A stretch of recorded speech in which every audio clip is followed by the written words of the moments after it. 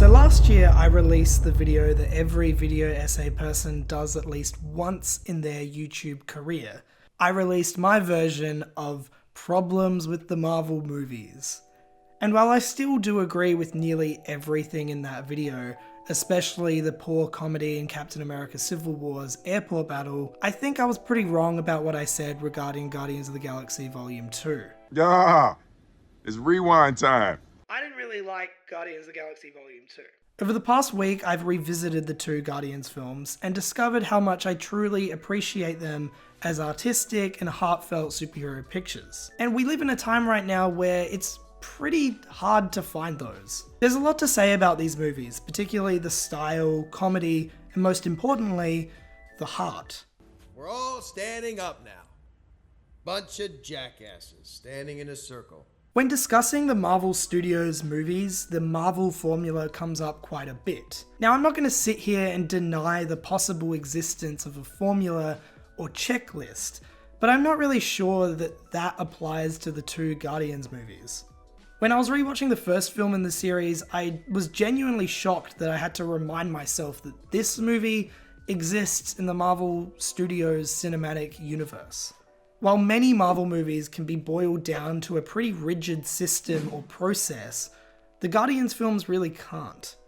The two Guardians movies ooze creativity. Even a simple scene like a romantic conversation has the potential to be visually interesting. And yet in most Marvel films, they rely on the age-old shot-reverse shot against the bland and ultimately boring background. The Guardians movies, along with James Gunn's flawless direction, allow full creativity with the camera angles and settings they use. Very rarely do you find a scene in the Guardians duology that looks as basic and one-note as this. Before I go any further, I just want to say that I like Doctor Strange. I think it's a fine movie. I am not at all shit-talking Doctor Strange or the director Scott Derrickson, as I like him as well. I just personally felt that the first Doctor Strange movie was a little safe and a little tame, but I'm sure the sequel will be much better. While on the topic of Doctor Strange, in one of the movie's most poignant moments, the Ancient One and the titular character have a conversation moments before the former ascends to the afterlife. The scene itself is fine, but from a filmmaking perspective, it's kinda lacking. The score by Michael Giacchino does not stand out at all, nor does the bland and overly dim background. Compare that to Yondu's death in Guardians Volume 2. This scene is just very, very, very well done. Not only does Gunn set the scene in a visually striking location, but the film's composer, the ever underrated Tyler Bates, crafts a gorgeous score that evokes a genuine emotion from the audience. No. No. Oh. Oh, God. No. No. Not only are these films the most visually striking in the MCU, but they also balance everything with such ease and simplicity, especially the comedy. Oh, she has no idea. If I had a black light, the place would look like a Jackson Pollock painting. You got issues, Quill. It's an age-old rule in filmmaking or comedy in general. Comedy should come from the character. Every character in these movies has their own specific sense of humor. You can't compare Rocket's comedy to Drax's or Gamora's, as they all work on their own. Oftentimes, especially in the more recent Marvel movies, the comedy feels pretty interchangeable. Like a line that Doctor Strange says could have been said by Thor, and I wouldn't have noticed a difference. Every character should have their own unique and iconic voice. They should never feel interchangeable. The Guardians movies do this so incredibly well, specifically in the second act of the first film. When the team is discussing their plan of attack, the audience witnesses their continuous bickering, evoking a genuine sense of family. They are ungrateful. In this scene here, you can really see the comedic voice of all 5 characters, and how none of them feel at all similar. Star-Lord's humour derives from his childishness. Rocket's is similar to that of an older brother, who constantly wants to put his little sibling down. First of all, you're copying me from when I said I had a plan. No, I'm not. People say that all the time. It's not that unique of a thing to say. Secondly, I don't even believe you have a plan. I have part of a plan. Drax is completely distracted, Gamora is the mum of the group, constantly evoking a sense of authority and genuine leadership, while Groot is just in the center of it all. Thank you, Groot. Thank you. The comedy bounces off one another so perfectly well because it's rooted within the realistic dynamic of a dysfunctional family. However, the style and comedy could be there, but these films would mean nothing if not for their pulsating heart. I've come to the conclusion that the two Guardians movies are the most wholesome and heartfelt superhero movies since Sam Raimi's Spider-Man 2. Not since that movie has a superhero film cared so much about exploring their leads and making them so utterly three-dimensional. If you look at Guardians 2 as a whole, you'd be surprised by how genuinely small the movie is. The plot is so easy to explain, but what makes it grand and epic is the characters, and more importantly, how the film actually treats them.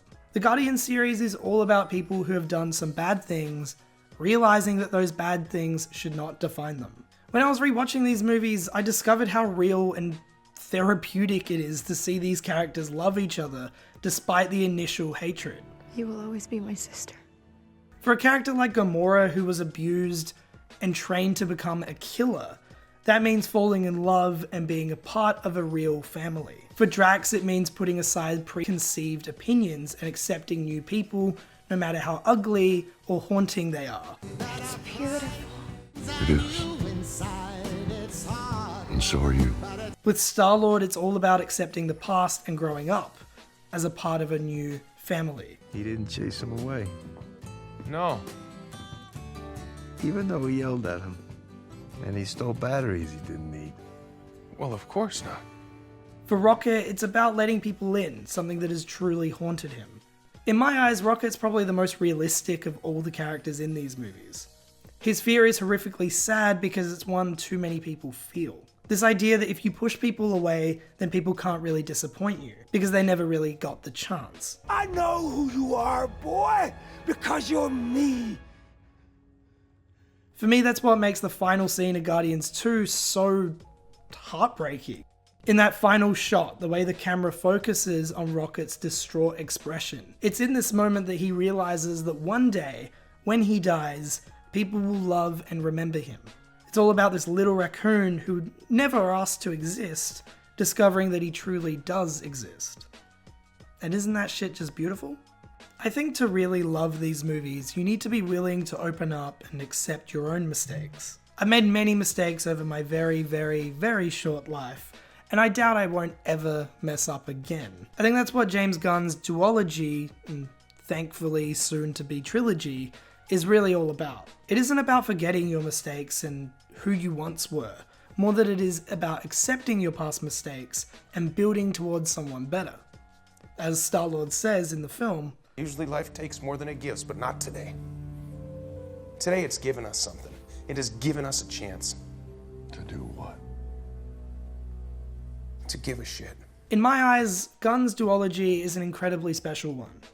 In a time of Marvel films that can feel a little one-note and run-of-the-mill, I will always remember this series as the brand at its absolute finest.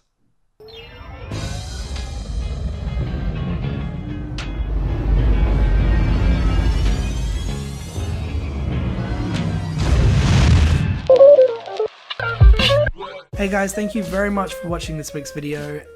Thank you very, very much for getting me to over 50,000 subscribers. I think it's like 56,000 at the moment, which is insane. Thank you so much for that. Good luck over the next few days not getting Avengers Endgame spoiled. I have quit Twitter, I've quit Facebook, I've deleted the apps from my phone. So I am on lockdown. I don't want to see anything. So good luck and enjoy the film. And that's all. Bye.